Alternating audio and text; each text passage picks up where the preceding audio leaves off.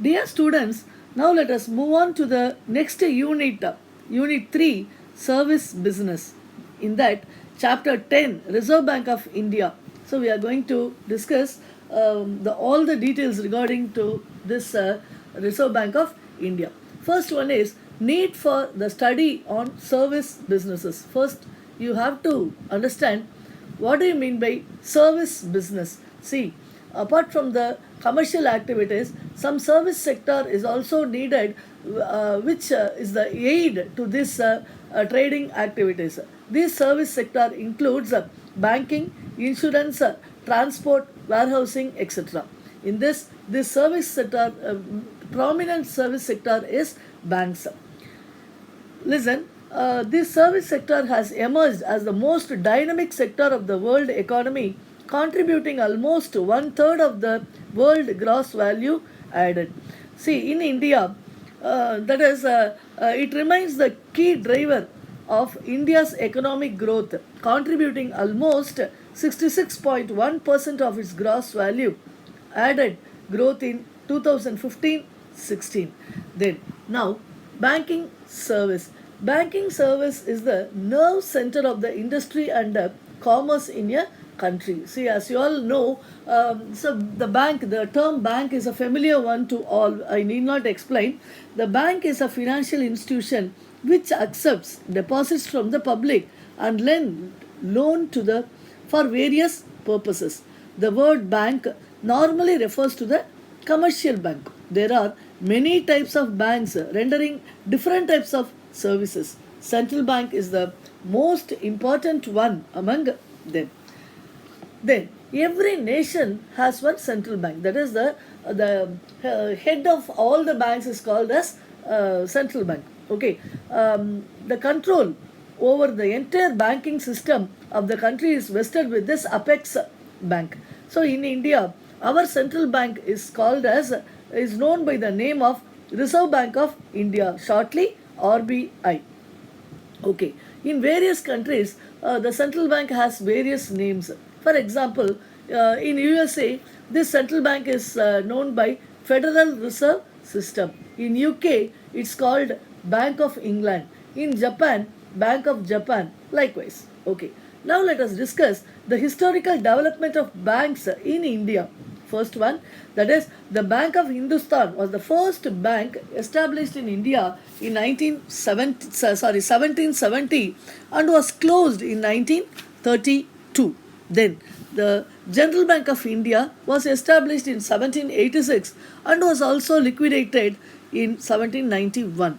Next one, the Bank of Calcutta was the first joint stock bank established in 1806. Bank of Bombay and Bank of Madras were established as the or called presidential banks. See, in the province, especially for the specific province, some banks are established. Bengal, Bombay, Madras, that's all.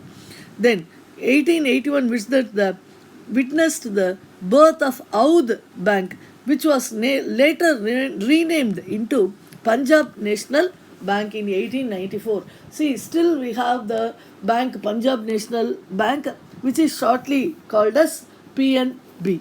Okay, these presidential banks were amalgamated into the Imperial Bank of India on 27th January 1921. Finally, after the independence, an act was passed in the parliament to take over the Imperial Bank of India by the government, and the State Bank of India, which is a very famous and a very big one, now came into being on July 1st, 1955. Now let us discuss the definition that is given for a bank. According to Banking Regulation Act 1949, banking means the accepting for the purpose of lending or investment of deposits of money from the public, repayable on demand or otherwise, and withdrawable by check, draft, pay order or otherwise. So this is the important bank definition given. Now let us discuss the origin of RBI, Reserve Bank of India. This RBI was established, started its operations through the Act of RBI Act 1934 was passed, and RBI launched its operations from April 1, 1935. RBI was established with a share capital of 5 crores divided into shares of 100 each fully paid up. Okay. In those days, the entire share capital was owned by the private shareholders. The head office of RBI was at that time in Calcutta and moved to Mumbai in 1937.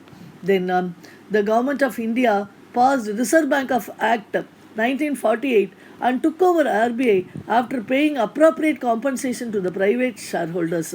From January 1949, RBI started functioning as a government-owned central bank of India. Then now let us discuss the organization structure of RBI. This question is very very important as for the examination point of view. A small thing, but it is given in the 5-mark question. You have to learn thoroughly this paragraph, which is in the page number 90. Okay, the head office of the RBI is situated at Mumbai. The central office has 33 departments in 2017. It has 4 zonal offices. 4 metropolitan cities has its zonal office: Mumbai, Delhi, Calcutta, and Chennai.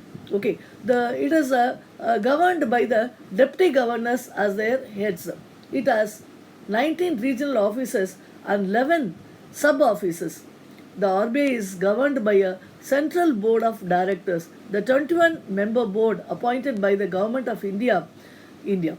So it consists of 1 governor and 4 deputy governors, 10 directors from various fields, 2 government officials, 4 directors, 1 each from local boards.